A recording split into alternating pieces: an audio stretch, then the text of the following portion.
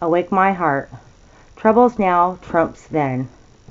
For our light affliction, which is but for a moment, worketh for us a far more exceeding and eternal weight of glory. 2 Corinthians 4:17. So then this verse describes our present troubles in fourfold aspect. First, as to their nature, they are afflictions. It is part of the first present pathos that afflictions are the common lot. The older among us have probed it so. Thank you. Okay. The younger must be as acquisic in its being so, but the afflictions which befall Christians assume a supernatural significance.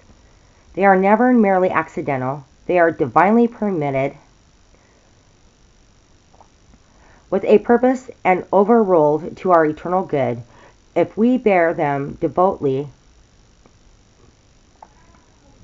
let us always view our present troubles as afflictions. In the sense, second, as to their weight, Paul calls them our light affliction. Some of his own sufferings he discloses in chapter 11, 23 through 28. What sufferings! Yet even those are all light. Compared with the coming reward, so is it with our own. Sickness, infirmity, blindness, deafness, impediment, bereavement, business losses, domestic anxieties, disappointments, loneliness, fears, temptations, how they weigh upon us. Yet they are indeed light compared with that weight of glory in the yet to be.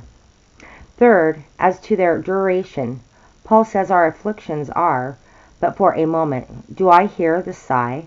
A long moment?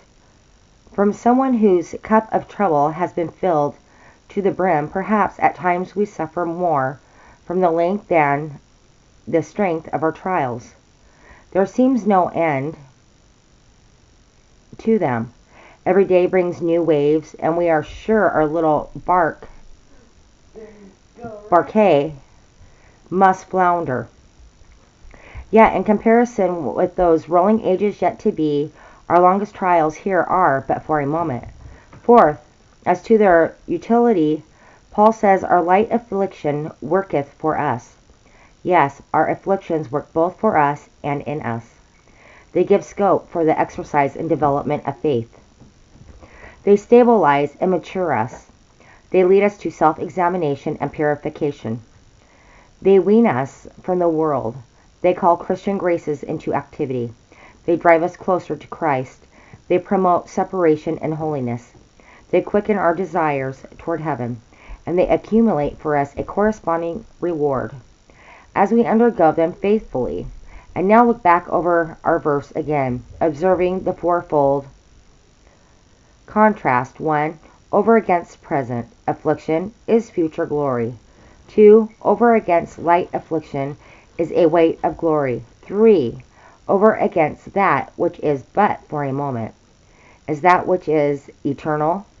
4. Over against affliction which worketh for us now is a far more exceeding compensation than a widely used servant of Christ was asked. What have you found to be the most helpful practice in your Christian life? He replied, to view everything in the light of eternity. Brief light is here our portion, brief sorrow, short-lived care. The life that knows no ending, the tearless life is there. Oh, happy retribution, short toil, unending rest, eternal consolation, a mansion with the blessed.